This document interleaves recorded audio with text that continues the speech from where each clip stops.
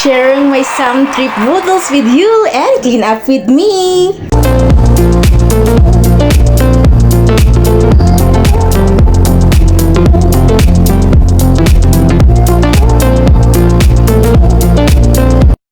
Isa ka rin ba sa katulad ko na bumili ng mga lalagyan pero hindi naman inire-refill? Nakapak lang, ayun, dinalaw na ng Tamaritis. So tara, dahil pa December na, ay anong connect naman?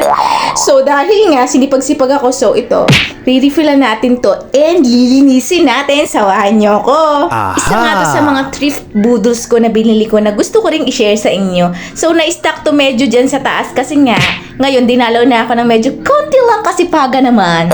Parang gusto ko nang refillan ito. So ito, mega linis naman ang lola nyo. Eh diba, ikaw din yung isa sa mga naniniwala na kung gusto mo lang naman maniwala, wala namang masama, diba? Na bagbagong taon, dapat puno ang kesyo, ang asin, bigas, asin, toyo, suka, bahala ka lahat ng rinipilan mo. Eh syempre, medyo mahikiuso-uso tayo ng kaunti. Kasi yun na lang, ang puno at ang bulsa ay wala namang laman. Anyway, napakabilis naman talaga ng panahon. Biruin mo nung nakaraan lang Pasko. Ngayong Pasko na naman. Eh, syempre, bukod sa 15 at 30 na favorite nating date, ha? Ay, syempre, lahat naman tayo, gusto din naman ng Pasko. Alam mo yun, kapag naririnig natin na, papasko na, kahit may mga pinagdadaanan tayo, may mga konting, alam mo yun, dilemma, parang nare-relieve tayo na darating ang Pasko na ang sarap sa pakiramdam kahit medyo wala tayo ng konti or meron man. Diba? Ewan ko ba, ano na yun sa ating mga Pinoy. So, ayun, mega linis talaga ako. Yung mga singit-singit na katakip, since natatanggal naman yung dispenser niya, natatanggal talaga yung mismong takip niya doon sa nozzle, is kaya madali siyang malinisan. O, ayan. Dahil tapos na nga, itinaog ko na siya para tumulo-tulo naman at ibinabad ko yung takip para mawala din naman yung ibang singit-singit na natira. And from that time, ayan, inahon ko na siya at hinugasan and ready ko na siyang refillan. Pero pinunasan ko muna syempre, nanto yung basahan yan and ready na nga tayo. Kita naman nyo yun yung nozzle.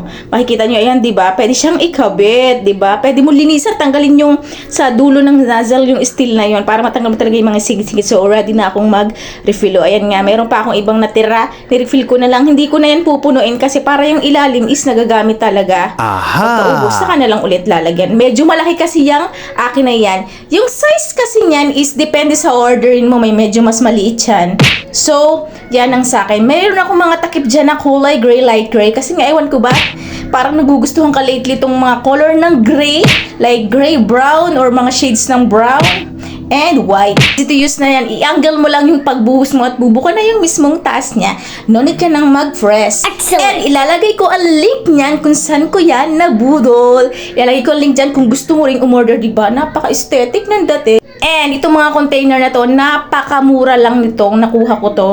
And matagal na din to sa akin. Pinaglalagyan ko siya ng mga pampalasa. So, bahala ka na kung paano mo i-organize yung mga pampalasa mo dyan.